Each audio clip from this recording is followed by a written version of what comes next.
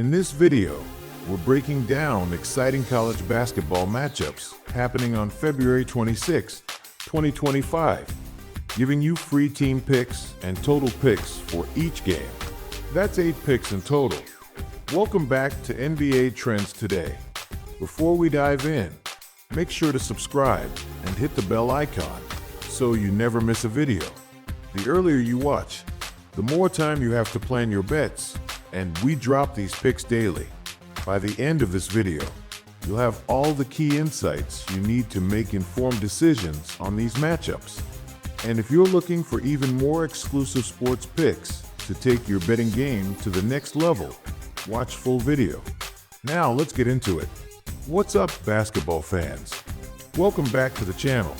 Today, we're breaking down the Oklahoma City Thunder's dominant performance against the Minnesota Timberwolves in the second leg of their back-to-back matchup.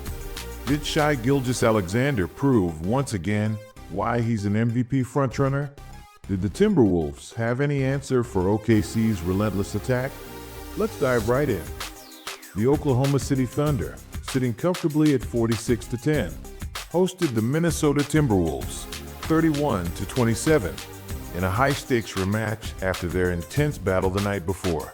Coming into this one, OKC had already taken 2 of the 3 matchups this season, and with momentum on their side, they looked to seal the deal with another win.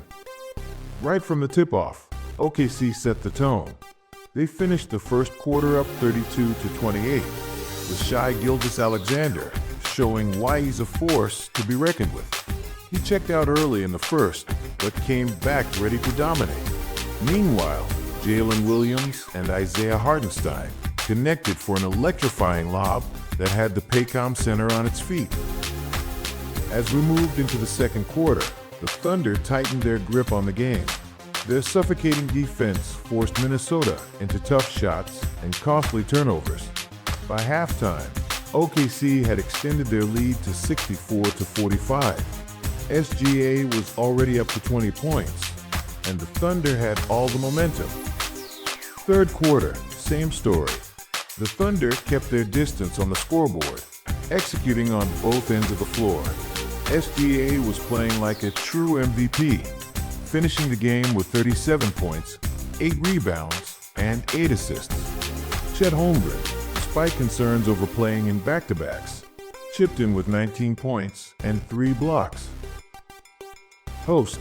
On the other side, Anthony Edwards did everything he could for Minnesota, dropping 29 points, grabbing 10 rebounds, and dishing out 7 assists. Naz Reid also stepped up, putting up 22 points, 11 rebounds, and 4 blocks. But in the end, it just wasn't enough to overcome OKC's firepower. When the final buzzer sounded, the Thunder had secured a convincing win, closing out this back-to-back in dominant fashion. The final score, 115-110. With this win, OKC further cements itself as a legitimate contender in the West, improving to 9-1 in February. Shai Gilgeous-Alexander continues to build his MVP case. He's been unstoppable, and tonight was no different. The Thunder's defense was suffocating, forcing turnovers and bad shots for Minnesota all night. Despite injuries, Minnesota fought hard, but OKC's depth and execution proved too much to handle. So what's next for both teams? The Thunder continue their dominant run and are looking like a true championship contender. Meanwhile, the Timberwolves need to regroup and figure out how to bounce back from this tough loss. What do you guys think? Is SGA the clear MVP favorite? Can the Timberwolves turn things around? Let me know in the comments below. Bulls versus 76ers, where we break down all the action from around the NBA. Last night, the Philadelphia 76ers took on the Chicago Bulls, and let's just say, it wasn't pretty.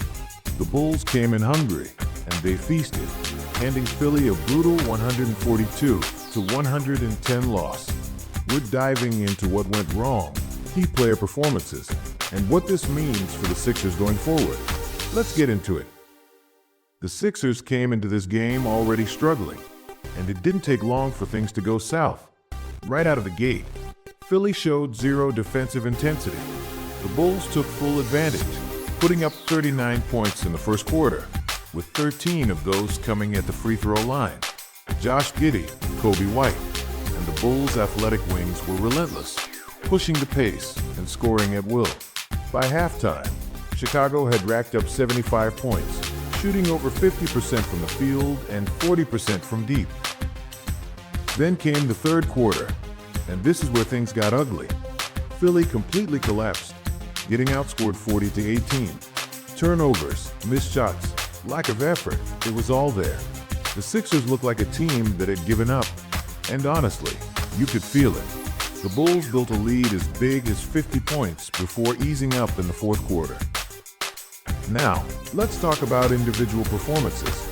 Paul George led the Sixers with 19 points, adding 2 rebounds, 2 assists, 2 steals, and 2 blocks. The good news? He looked more comfortable playing through his pinky injury and was aggressive in the first half. The bad news? Just 3 of those 19 points came after halftime. Kelly Oubre Jr. also dropped 19 points, adding 8 rebounds. He started off strong, setting the tone with a big slam on the opening possession. But as we saw with the rest of the team, that energy didn't last. And let's talk about Andre Drummond, 10 points and 8 rebounds, while going 8-4, 8 from the free throw line. For a career 48% free throw shooter, that's definitely bell ringer worthy. After the game, Coach Nick Nurse didn't hold back. He said, and I quote, "The overall vibe was really poor from the start." No sugarcoating it. This team lacked energy, effort, and any sense of urgency. And then there's Paul George's brutally honest take. "We've shown no sign of a team that will compete. We just don't have the habits of a champion or a playoff contending team." That right there, that tells you everything you need to know about where the Sixers stand. So what's next for the Sixers?